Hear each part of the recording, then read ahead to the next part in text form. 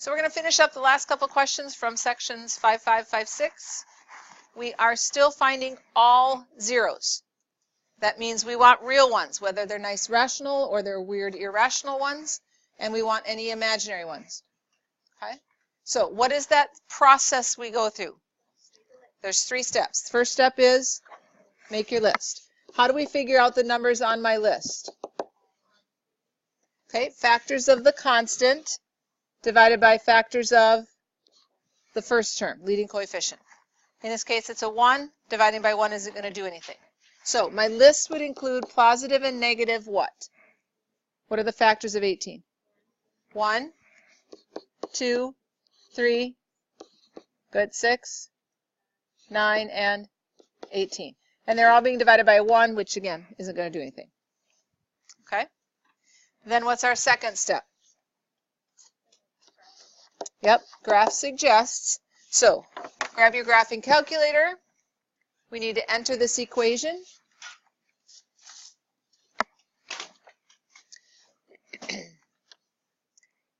All right, so we have an x to the 4th plus an x cubed minus 7x squared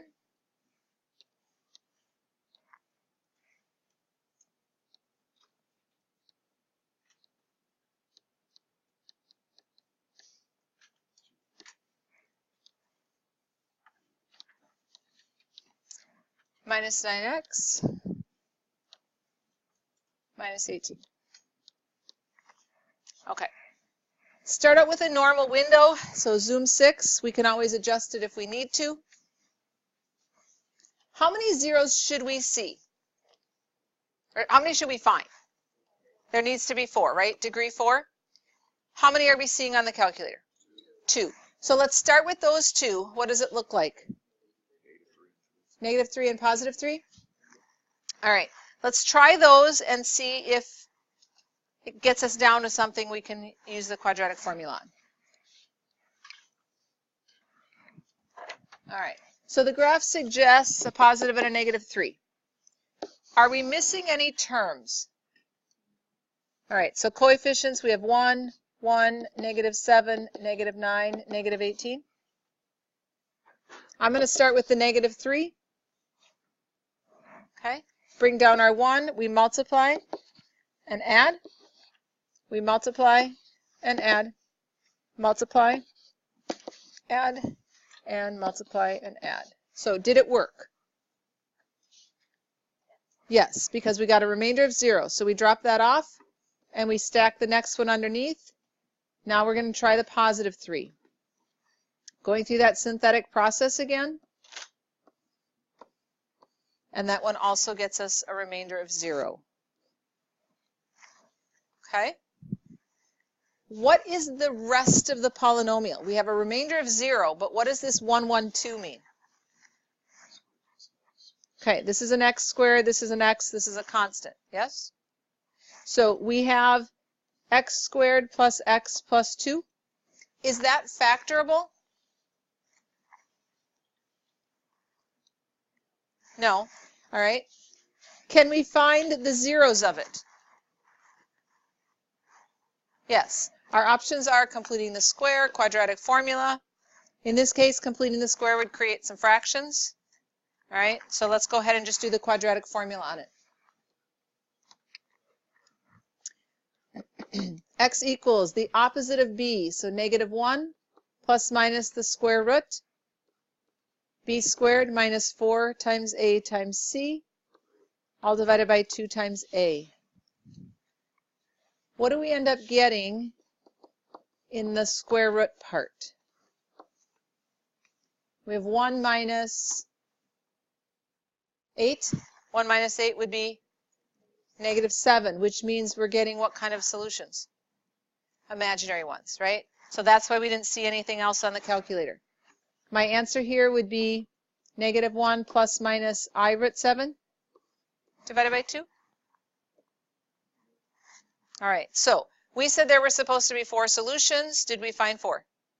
Yes. So my zeros, or solutions, or roots, positive and negative 3, and negative 1 plus minus I root 7 over 2.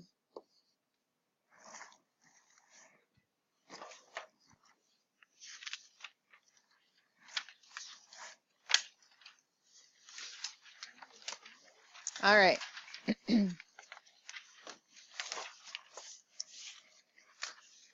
Let's make our list. We have 2x to the fourth minus 3x cubed minus x minus 6. We need factors of 6 over factors of 2. All right.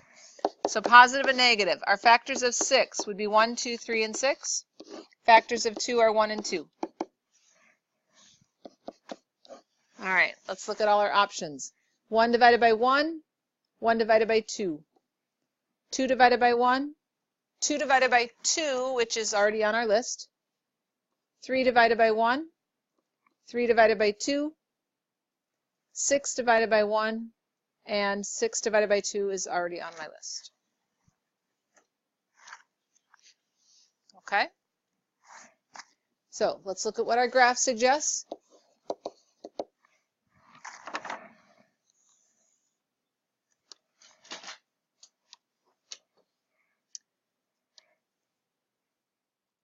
All right, so we have 2x to the fourth minus 3x cubed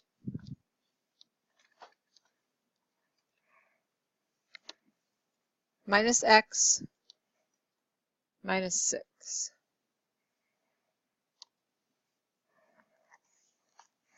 All right. Where does it appear to be crossing the x-axis? Negative 1, positive 2? Okay, so let's try those.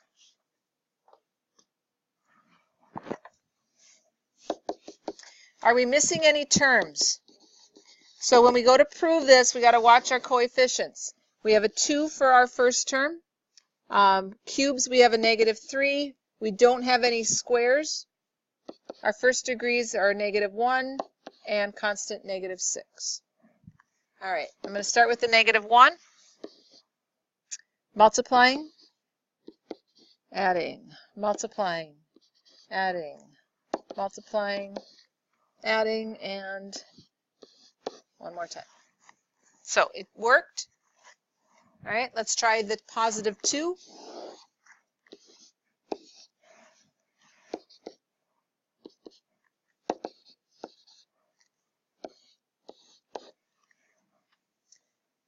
So we saw two x-intercepts on the calculator. We've synthetically shown they work.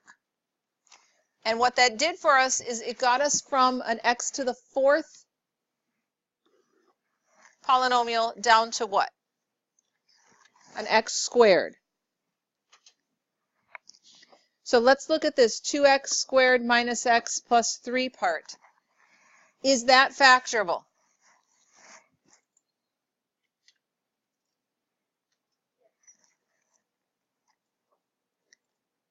If it factored into nice integer values, we would have seen them on the calculator, right?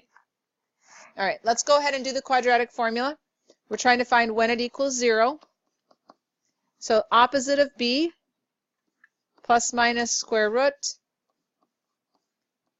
b squared minus 4 times a times c over 2 times a.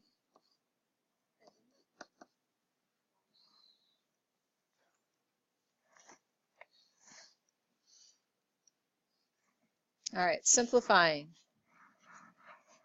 1 plus minus our big square root all over a 4. What happens inside that square root? We've got a 1 minus 24, so negative 23. Again, it's coming out imaginary. All right, so 1 plus minus I root 23 all over 4. Okay, so we had 2 real zeros. We had, what was it, negative 1 and 2.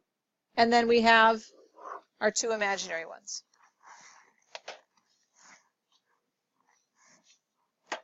All right, so your assignment is then to finish that worksheet packet that I gave you yesterday. All right, You have some class time to work on that.